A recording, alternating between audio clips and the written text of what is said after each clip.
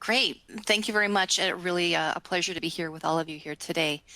So as mentioned, Cheryl McKinnon, I'm a principal analyst with Forrester Research, and I've been covering a pretty broad segment of the overall content management market for about 10 years, and over the last few years as well, the emerging modern digital workplace, digital employee experience, modern intranets, and some other related technology markets. So really happy to be able to share some recent research with you here today.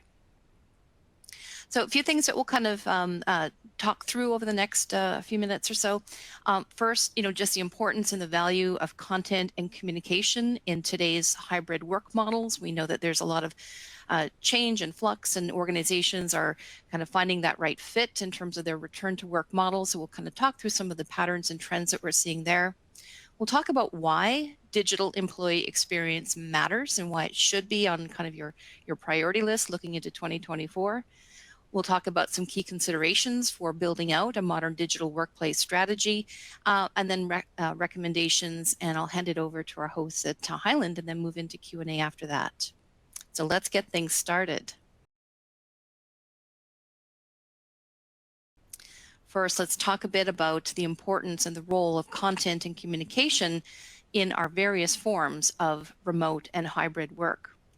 Now, we know that we've been living through a lot of flux in the last 2 to 3 years. And, I think taking a data-grounded approach to return to work models and the technologies we need to be able to support those models are really important.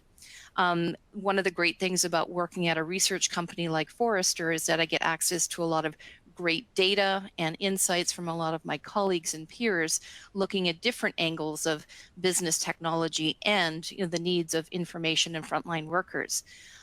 Coming from one of our priority surveys from late last year, we did take a pulse of some decision makers, both business and technology decision makers across various verticals, just trying to understand what their plans were as they kind of come out of remote work habits and move to various forms of return and hybrid work. And it was really interesting that overall, we see that about 62% of decision makers expect that their organizations are going to keep a higher level of permanent remote workers, even as they plan various forms of return to office. So we did see that there are some vertical variations, for example, energy, high tech, a little bit higher level of staying more permanent remote, verticals where there's a lot of person-to-person engagement, utilities, healthcare, for example, a lower level. But across the board, I mean, that's almost 2/3 of organizations. So even as we plan return to work models, we do need to think about maintaining and continuing to invest in those digital workplace technologies that are going to build that level playing field for many of us.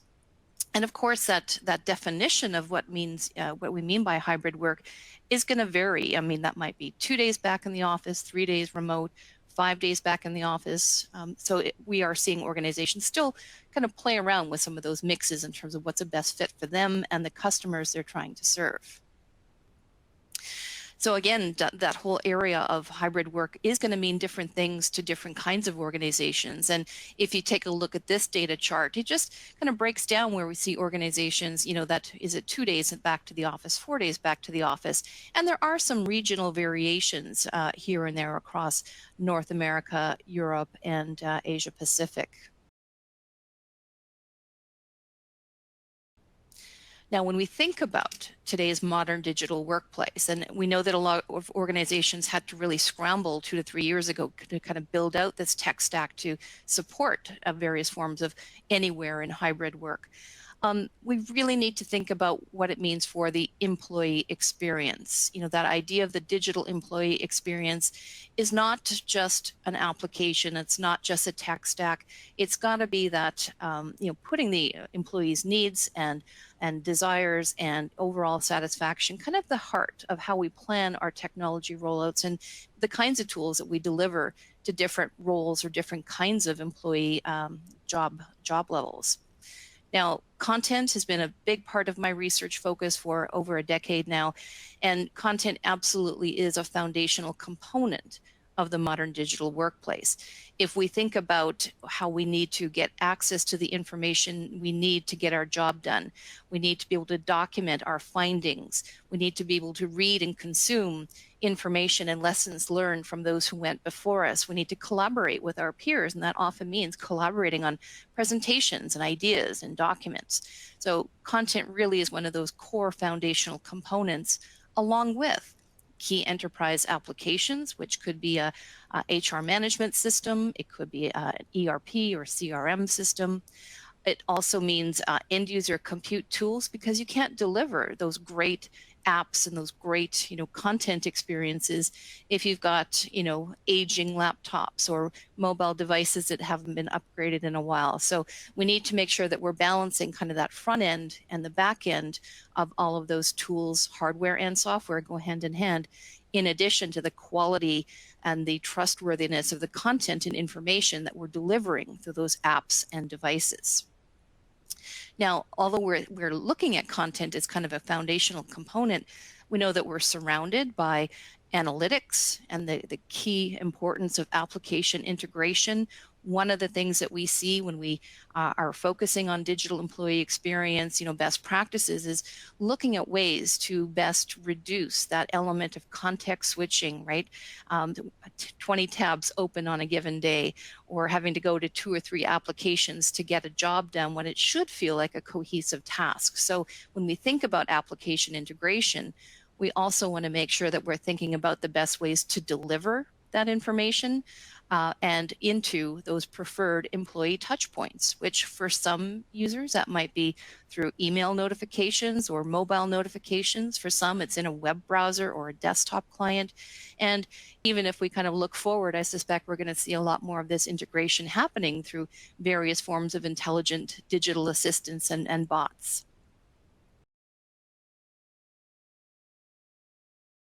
Now, if we've talked a bit about this digital workplace, it's kind of that whole array of technologies and applications and data and content sources to help us get our work done. But we do have to recognize that we need some level of tailoring, of audience segmentation for the employees that we're serving, that orchestration layer that we saw in the previous slide. This is where we're seeing the evolution of technologies being able to help pinpoint and optimize the kinds of experiences and information and apps that we're delivering to different kinds of roles. So for example, in the case of a frontline workers, when working in healthcare or retail, or that's a customer serving role in a financial services institution, they might need something that's more easy to access, lightweight devices. They need something simple, access, ask the right questions, get the right answers as quickly as possible. So they might be using a kiosk or desktop or mobile tool. Different kinds of frontline workers might be out in delivery vans or other kind of mobile environments where a phone really is their critical connection back to their company's information and announcements and communications. Whereas we do see that we've got in-office or heavy-duty, perhaps engineering roles. They need the power of a desktop PC, often working through thick clients, and they might need full-blown applications so they can access and do that hardcore processing work. And even kind of in between those two roles, perhaps there's an account or sales executive on the road quite a bit, very dependent on their customer relationship management systems, but so they need that easy, quick and snappy web access with mobile support while they're traveling. So again, it's not a one-size-fits-all experience. When we think about the digital workplace of today, we do need those abilities to tailor and deliver those more individualized or personalized role-specific workplace experiences. Now, when we think about the role of content in today's digital workplace, we mentioned just how important it is. One of the main things we use to be able to document our findings and continue to work and answer questions to our customers and colleagues. When we think about a modern content platform, we really do look for those technologies that are flexible, that are cloud friendly, if not cloud native, and provide those easy templating, design, and low-code types of tools to help internal IT and development teams deliver those very specific, meaningful apps that business buyers and business leaders need. So if we think about content and how it contributes to the digital workplace, we know that we have collaborative content services so that we can manage our documents, work together in a secure way, share information around a project or a campaign or a customer engagement. We know that we need process automation capabilities, what we've been calling these transactional content services for workflow automation, digital forms, signatures, and so on. We know that we need to be able to integrate and federate capabilities across these enterprise applications, and in some cases, that might also mean even into other content repositories. Big companies have a lot of different systems that they want to bring together and govern effectively. And of course, increasingly, we're seeing a lot of the hype and the interest right now around various forms of new and existing artificial intelligence and machine learning services, including the rise of things like generative AI to help us with that content authoring and manipulation use cases. But at the very top, I mean, if I'm trying to build out those right technologies, and I'm in an HR management role, for example, the kinds of use cases, the kinds of content I need to really be worried about and make sure I'm managing effectively might mean things like automated document generation, that high fidelity, trustworthy mass creation of standard routine documents like offer letters or non-disclosures. We might also need to make sure we're up to date in terms of our digital employee file management, making sure right from hire to retirement, we've got all of the information around that employee's journey with our organizations. We know that there's compliance obligations depending on the jurisdiction that you're in. And of course, we know that we need to be able to push and pull information to communicate with employees in a governed, auditable way, make sure everyone's able to read that health and safety announcement, and make sure that we've got trustworthy repositories where they know they can go and get access to the information that they need. So why does digital employee experience matter? A lot of organizations are looking for things like cost optimizations. Where can they continue to grow business in some sectors where there's some challenges? Well, regardless of the kind of experiences that your vertical or your company is having, the employees that we do keep absolutely need to be treated and maintained and cultivated to unleash their best potential. When we think about digital employee experience, about a year ago, a couple colleagues of mine, we sat together and we tried to figure, okay, what's the right definition from our point of view in terms of what digital employee experience is? Because we hear that term being used in a couple of different software markets. And we decided, okay, it's not really a tech stack when we talk about digital employee experience, but let's actually make it align with the way Forrester's long described things like customer experience, right? It's kind of the perceptions that collect around all of the ways that we engage with a brand. Well, in this case, it's all about those perceptions we have when we're conducting our work activities. So all those little things add up, right? The sum of all of the perceptions we have when working with the technology we use to complete our daily work and to manage our relationship with our employer. So that's everything from the apps and the collaboration and the content generation and search tools that we have, but it also means the quality and trustworthiness of the information itself and the devices and operating systems and infrastructure used to deliver all of the apps and the information. So it really is all of these things combined. When we think about some of the challenges, we do have some data that shows that digital employee experience is on the radar, but probably for about less than half of the IT organizations that we surveyed last year. So there often are some gaps in terms of the workplace strategy, getting everybody on the same page with a cohesive roadmap, and not trying to have competing goals or metrics, or taking who's accountable for what kind of employee experiences. So there's often just that lack of knowledge of what really matters to the employees that we're trying to serve. And it matters because there's implications here. This is, I know it's small print here, but this is a chart, I've been watching this particular data point evolve kind of year over year, coming from our future of work and our workforce surveys. And we take a look at the information workers that we surveyed in these particular surveys in terms of whether they're highly engaged in their job. So, they're keen, they're helpful, they're going to go the extra mile, they're all in, versus those that are less engaged. That's that lighter shade of green that you see on the chart. Those that are, perhaps 1 foot out the door, they're kind of just doing the bare minimum to get along. Well, the differences between those highly engaged and those less engaged employees, there's some interesting year-over-year patterns that have emerged. And a couple of things that stand out in terms of the highly engaged employees, the things they appreciate most about their work environment is, first, they get access to the information they need to get their job done. So that trustworthy content, the delivery of knowledge and information, ability to find it, have it presented in a cohesive and contextual way, really important. Also, where they're very satisfied is the ability to collaborate with their peers, the right tools and technologies to share information and work, together on important projects or presentations.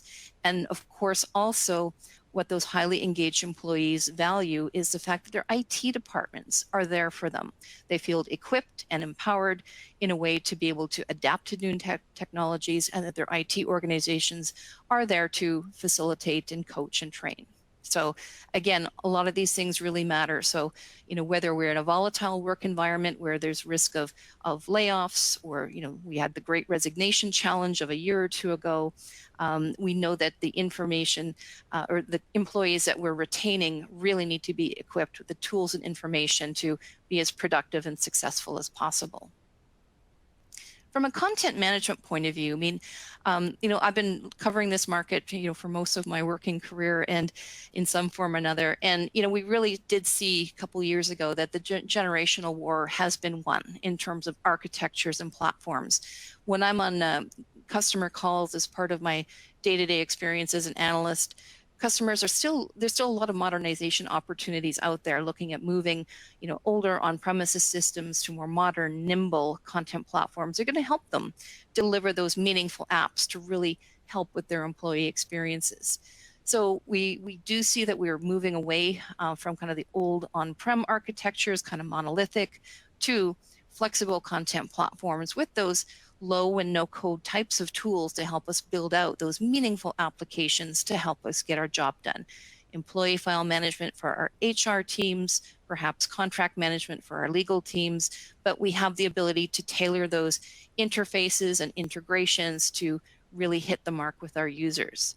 Now, as we go into 2024 and beyond, I can't believe we're actually saying that, we are seeing that, the real area of innovation and investment right now is around automation capabilities, largely driven by the new promise of artificial intelligence. AI has been coming into this market for a number of years, helping us with things like, grabbing useful data out of static content types, moving into things like automated categorization and so on. But now we're really seeing the promise of helping us create content, to summarize it, to transform it from one type to another.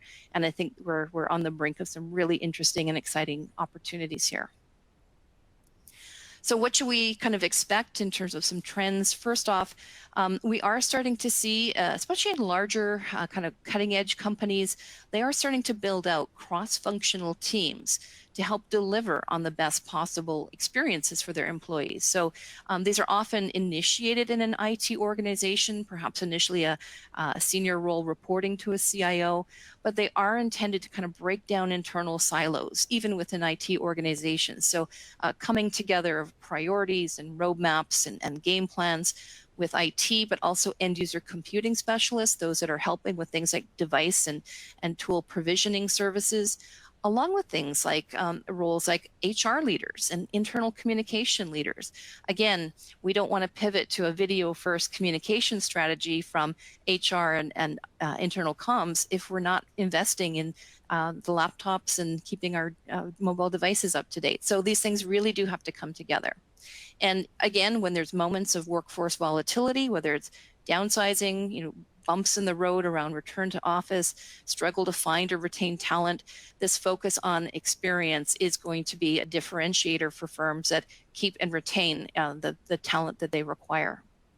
So this this just kind of lays out some of the key roles that we saw as part of our interviews, organizations bringing together this dream team to support a digital employee experience. There may be moments where security, privacy needs to be in the mix, especially when it comes to any integrations that might be handling sensitive employee data.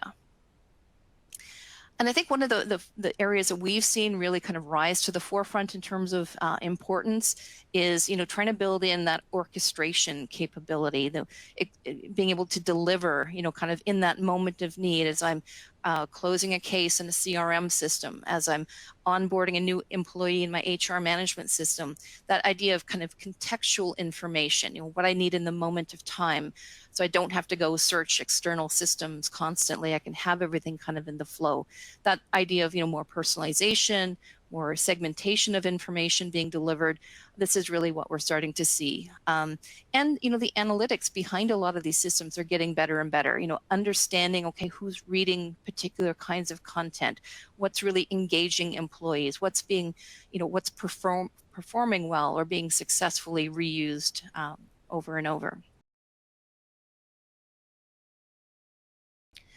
Application integration continues to rise in importance. When we talked about kind of the key technology components of the digital workplace, that application integration use case continues to rise in importance. First, because we know that content isn't created in a vacuum. It's part of very rich workflows, from end to end, whether that's data that might be residing in your HR management system or service desk or other productivity tools. Content's at the center of a lot of these core business processes. And so wherever possible, we do want to work on, the interfaces and the processes that are going to reduce that productivity killer, which, there's a lot of great academic research out there around context switching from system to system, tab to tab, kind of breaks that flow of concentration. And it takes time to kind of get back into what you're trying to focus on. So expect more creative ways of application integration going forward. So just to kind of wrap up my portion of today's presentation, let's talk a little bit about kind of your strategy considerations for going forward. First, again, really focus on the quality and the accessibility of content. That still remains one of the core foundational components in your digital workplace. Overall, the market for content management is still quite healthy and vibrant. Some of the data that we have from late 2022 shows that 67% of the software decision makers using content management technologies are going to increase their spend in this area, so into 2023 and a bit beyond. And another 24% expect to spend the same. So very few are looking to, downgrade their investment in content management tools. And there's a lot of innovation happening in this market right now. A lot more focus on vertical expertise, so really hitting the mark in terms of what the unique requirements of higher education or insurance or public sector have, as well as, going deep on some of those common, industry agnostic horizontal workflows like HR management systems, managing sensitive financial data. So those more horizontal flows, in addition to vertical expertise and more of these packaged applications to support the common needs of particular markets or particular lines of businesses or departments within those businesses. And again, just that recognition that, content isn't created in a vacuum. It's a critical part of many key business flows. So we need to think about that application integration and also, start to think about where we need to extend, especially for those of you in regulated businesses, extend the governance into some of these new collaborative, both inputs and outputs. Some of the things we're seeing in the market, more use of things like obviously team meetings for video recordings and so on, and all of the new kind of content types that we've been experiencing. Can't have any presentation without talking about the opportunity and some of the buzz around generative AI, which is coming very quickly into many of the content management and collaborative markets. I think this is, again, a lot of really interesting opportunity, but with that caveat of keeping your eye on where these emerging tools, perhaps still need further training and further kind of enterprise readiness. But I think we are going to see very quickly, into late 2023 and 24, a lot of very practical use cases to create information, to refine information, use the idea of prompts to help this generative AI technology help us perhaps transform a long document into a series of summary bullet points, or even take that report, transform it into a presentation deck. What took me half a day before might take me 10 minutes now. We expect at Forrester that generative AI is actually going to be at the top of the list in terms of the key emerging technologies for 2023 and shortly beyond. In fact, we're predicting it's going to have direct, measurable business benefits in less than 2 years. And in fact, we are starting to see that even today. Now, of course, with every opportunity, we need to think about some of the risks. When we think about workplace AI and how it's coming into our digital workplaces, probably sooner rather than later, this is a great kind of concept my colleague JP Gounder here at Forrester has put together. We think about the 4 M's, right?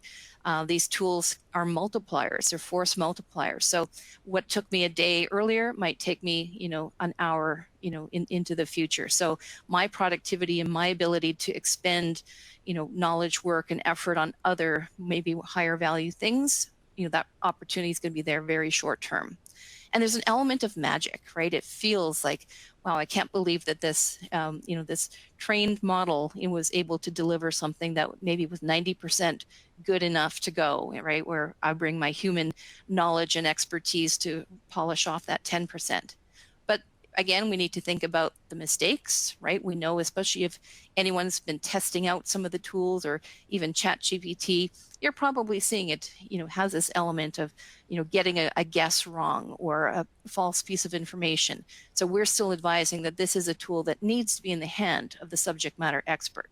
And then just outright potential for mayhem, using the wrong AI model for a particular use case, or not having that appropriate level of subject matter expert oversight and governance on top of it. Mentioned earlier, we need to kind of extend our governance and, expect that we're going to have these constantly changing content types to think about.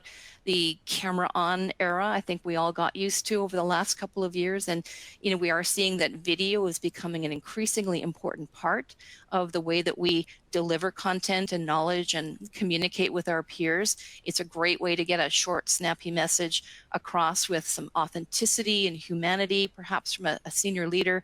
So instead of reading a 20-page PDF, I can explain something in a 2-minute short clip I can consume on demand. And again, I think we are going to see that digital, a lot of the AI tools are going to enhance the ability for video to solidify its role in our go forward digital workplace, the ability to extract those transcripts from our meetings, index them, make them searchable, easily findable, so I can get to just that moment in time when perhaps a particular topic or keyword is mentioned. So it becomes a full part of our content management stack. And, the whole collaborative experience, has to be part of that digital workplace and, where we're investing in digital employee experience. Poor collaboration can be a drag on innovation or engagement. We need to really think about the cultural and, the building that safe environment for authentic collaboration. It's not just about tools, but it is about building networks, building out those communities of interest or expertise, and being able to unleash the creativity that many employees have, perhaps hidden.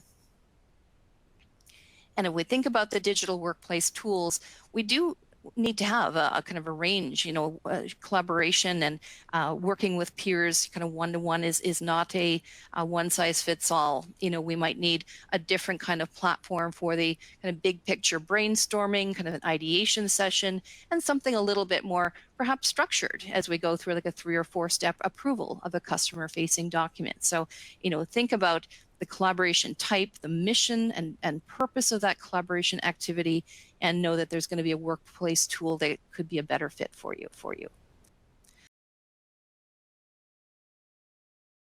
So Hyland has always been focused on providing a complete view of content to the right person at the right time, really when and where they need it, which I think certainly aligns with this topic of delivering an optimized digital employee experience. So I'm going to share just briefly a few of the ways that we're doing that now through tailored experiences, mobile access, and seamless integrations. So as we heard Cheryl say, contextual and personalized experiences, they matter to employees, right? Of course they do.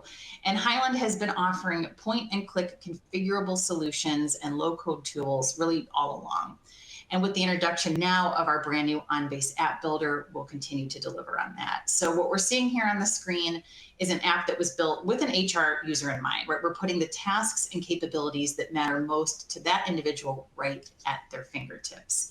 And what's exciting here is that the on-base app builder really represents a transformational user experience shift. We're enabling intuitive, persona-based modern web apps that are specifically designed to enhance workflow. Okay, we're prioritizing their tasks over just the software modules that are being used. So that means everything from terminology, navigation, organization, they're all customized to the needs and expectations of the person who's actually using this application.